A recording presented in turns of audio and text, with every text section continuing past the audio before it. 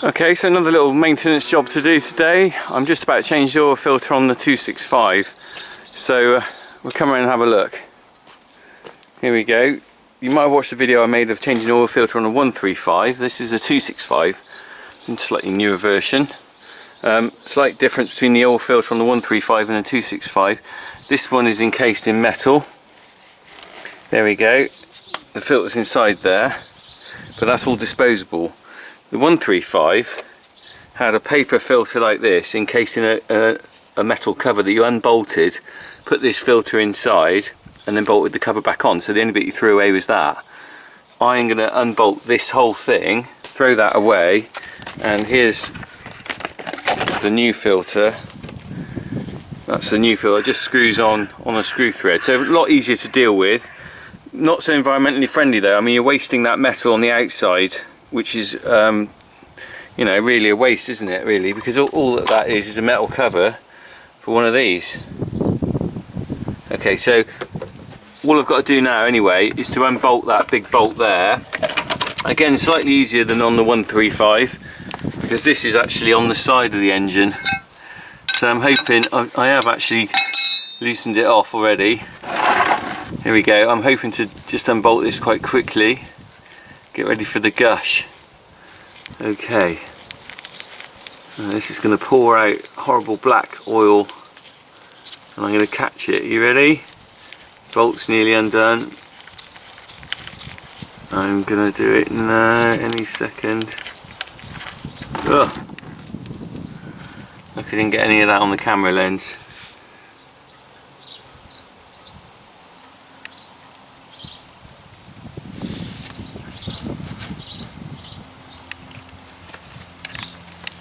Thick black gungy oil. We can recycle this. Let me just turn the container around. It's a bit windy, you can see the actual oil blowing in the wind.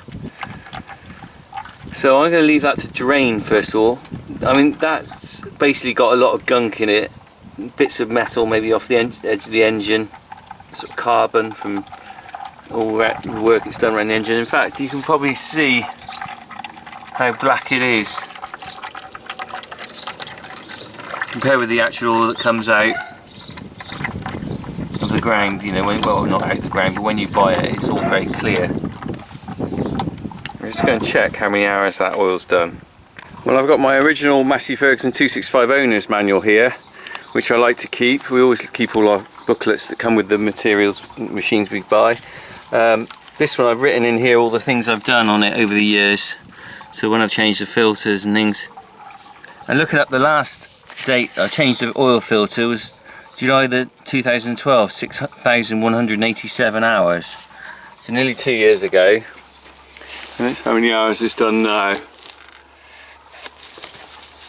Not many more. 6,231. So in that 2 years, it's only done about 50 hours. So you could say, well, that oil filter doesn't need changing because it hasn't done many hours, but the thing is, while I'm doing all the rest of the tractors, it's better to do it properly. And the oil filters don't cost much, nor the oil. If I do it all myself, it's not an expensive job. It's still running out.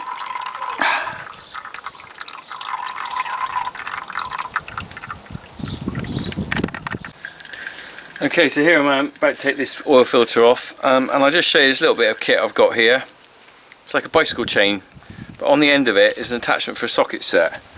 And there we go, whack that on there. Now this is a really good little tool for putting around an oil filter to get it off, because quite often they're very hard to undo. I'm going to stick that around there and then tighten it up, as it were, and that will pull the chain, the filter off. Otherwise it sometimes can be very difficult to grip them, and sometimes you've got to put a screwdriver in them or something like that, which isn't ideal. So hopefully with this little tool this will come off quite easily. We'll see how we get on.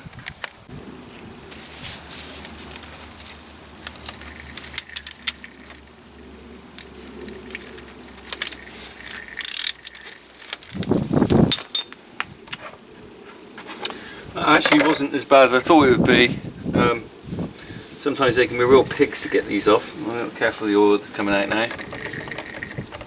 Look at that, that's horrible black stuff. It might have only done 50 hours, but it's a lot of stopping and starting, I expect. So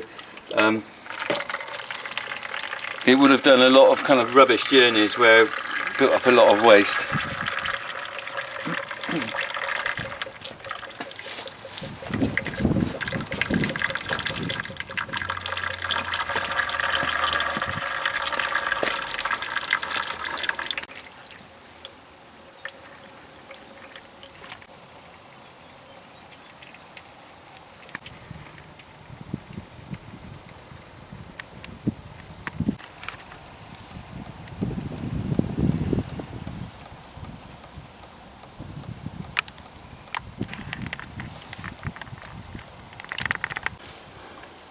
Okay, so there's my filter that's going to go back on. What I'm actually going to do is I'm going to put a little bit of oil in it so it doesn't start off empty. Oop. And then what I'm doing, put a bit of oil on the rubber ring around there to get a decent seal on it before I screw it back on. There we go. It's quite straightforward to put this back on. Just screw it up.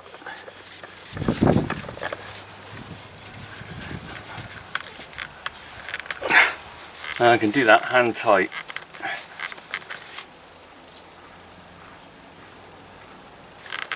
Because experience tells me it won't leak.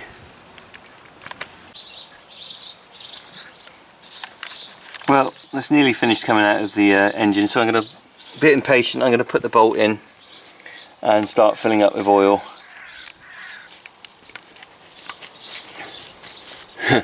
There's always that risk at this very moment that you slip and drop the bolt into the oil. So I have done that before in the past. There you go, nice and tight. I'll do that up with the spanner in a bit.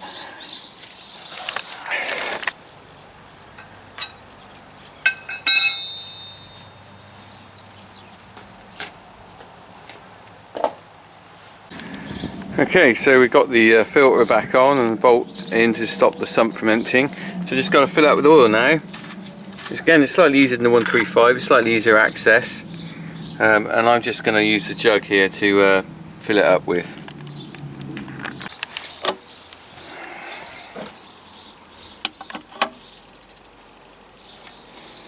Easier to fill than the other one, definitely. It's got a longer spout on it, slightly easier to get to. I mean, probably ought to use a funnel on this really, but I think I can manage like this.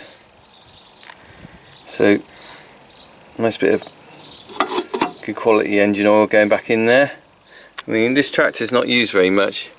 I mean, you can see the number of hours in 2 years it's done. It's just under 50 hours in 2 years, but you said it's a good little tractor with pottering around in, so we like it. Let's get some more oil.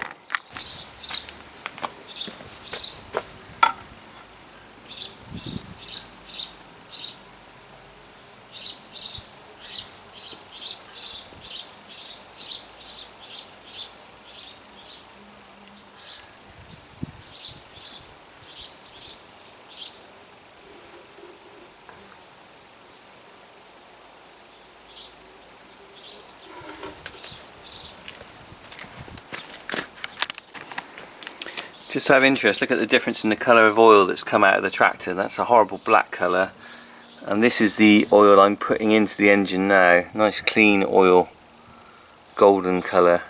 If it was against some white sheeting it would look a lot better. I'm putting the fourth one of these in now. That's probably getting on for enough.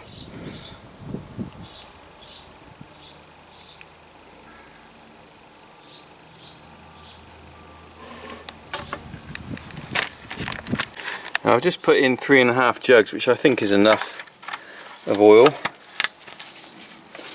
I'll just pull out the dipstick and we'll have a look. Right then, always wipe it off once and put it back in. Okay, what are we on? Just under maximum there. Could do a little bit more. So we'll put a bit more in. Not too much though, I don't want to overfill it. The other thing as well is I don't do this in this sort of job in the winter. I've got the loader on here sometimes in the winter, so it's hard to access it. Sure, that'll be enough now. It'll take a while to settle down. You can see there's a mesh in the bottom there that filters out any crap, and every now and then you've got to clean that out. Looks a bit blocked up now. So let's pull that out and have a look. Put it back in, wipe it off. Good old farmer boiler suit. There we go. Spot on the max. I really can see that. Camera doesn't always want to focus on the right part. So that's my 265 filled up with oil. Just remains me to put the old oil into the drum there for recycling, and then put this bad boy away.